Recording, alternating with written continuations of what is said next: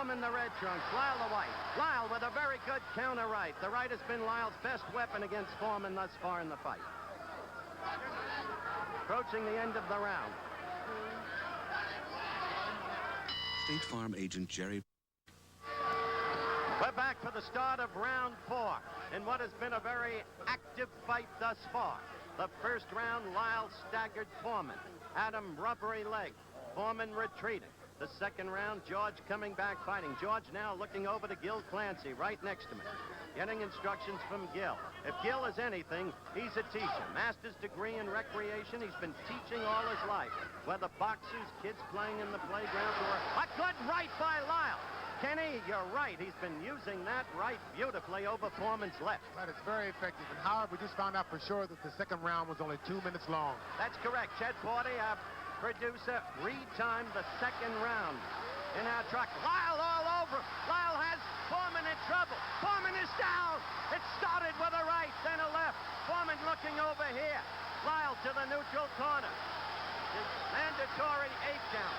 Foreman trying to hold together. Trying to keep his senses. Lyle putting on a tremendous demonstration. Now trying to move in on Foreman and end it.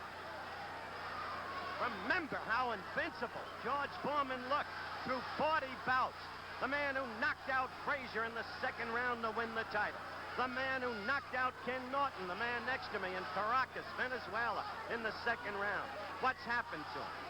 Well, in the 15 months since Zaire, he's been relatively inactive, except for that charade in Toronto against the frightful Bard. Now Foreman fighting back. Oh, Foreman is in trouble. Lyle caught him with a good left. Now George, now George struck back. Now George fought back with a magnificent right. George fought back. Lyle let himself open for that. He got overly aggressive there, and he was very excited, and Foreman was throwing hard desperation punches. A minute to go in a wild fight, just as Lyle apparently had George in trouble. George with that punching power that we talked about in prior fights. Lyle is now ready to go against the ropes. About 40 seconds left in the round. Lyle covering up against the ropes. His handler screaming to Foreman, hit him in the body. George at the head. Lyle is now wide open. He is... Lyle trying to swing back. This isn't artistic, but it is slugging the way the public wants it. Lyle now trying to fight back. Only 10 seconds left in the round. Now Foreman was staggered. Foreman was staggered by a Lyle left. Foreman goes down. Foreman goes down. Lyle fights back. Foreman, there's no saving by the bell, but Foreman is up. Foreman is up. What a fight, Kenny. Well, the slugger's fest here. Both men are leaving themselves wide open. As Kenny said, both fighters leave themselves wide open. Call it over the slow-mo, Kenny. Here we go right now. Both fighters leaving themselves wide open. They're both relying totally on power here. George is using his strength. He was hurt. He comes back and he staggers Lyle. Foreman goes down here with a very good Lyle punch. They're both working very hard, and they're both utilizing their power and forgetting boxing. As I said, I would hardly call this an artistic affair, but at the very beginning, we told you we looked for a slugfest. And most people, remembering George's absence of stamina at Zaire, had the feeling if Lyle could get past the 5th round, his chances would materially improve. That's very true, and Lyle has been known to come on in the later rounds. He's very good, his stamina is very good, his punching power is good. And so now the question is if George can recover and continue on here in the later rounds. Kenny Norton at ringside with Howard Cosell. 5th round action underway.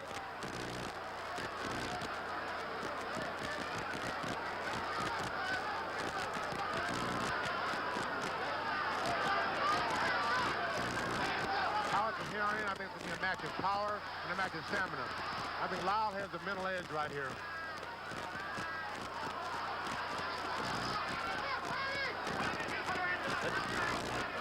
The two men both seem wary already, and who could blame them the way they've been punching and with the damage they've each been rendering. A good left by Lyle.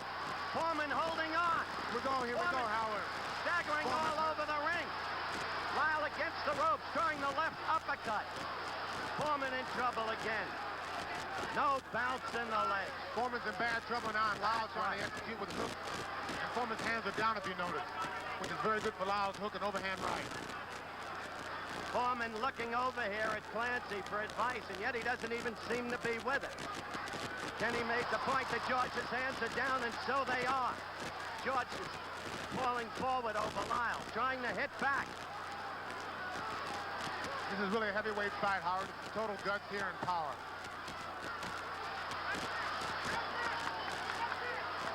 George got a series of left jabs in there, then a right. And they both exchange right hands, Howard, right there. Good right uppercut by Lyle. Foreman again in trouble. You see him falling forward onto Lyle.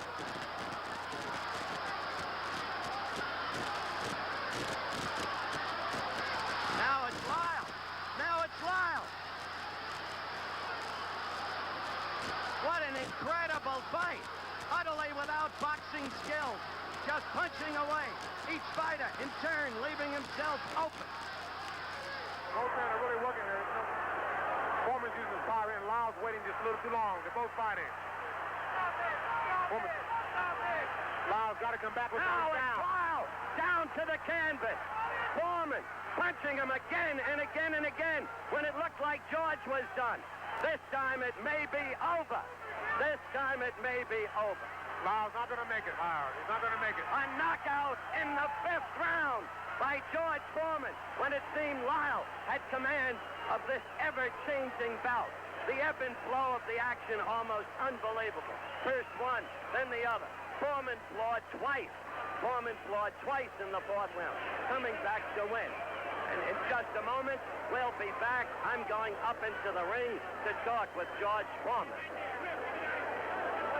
And out at the Winter Olympics. 5th round knockout of Ron Lyle, George Foreman, in one of the wildest, most topsy-turvy scraps we have ever seen. A, George, congratulations. B, when you went down for the 2nd time in the 4th round, did you begin to think it was all over for you?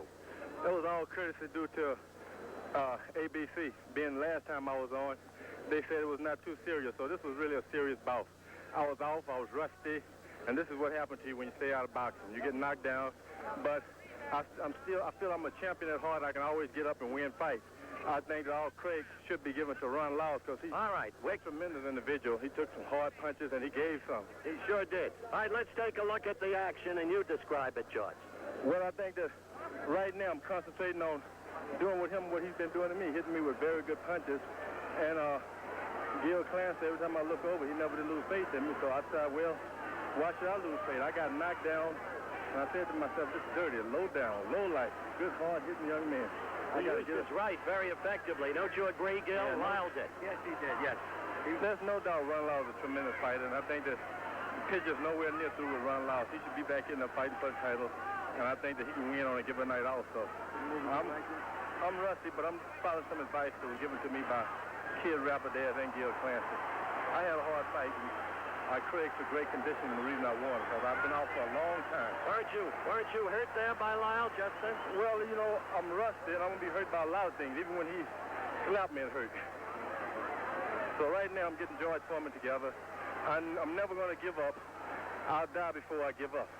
That's right, the heart of a lion. The heart of a lion. The next time I fight, heart of a lion will be written on my robe. Right there, he seemed to have had you again. I don't really know where you got the reserve strength back to pummel him. So Kid Rapides and Gil Clancy, and of course the great years that Dick Sallow spent with me, he put some great ammunition in there also. So the left jab. The left jab is started to come back. His face snapped back. the left jab is a throwback to the 1968 Olympics. Against Iona Shapoulis. That's right.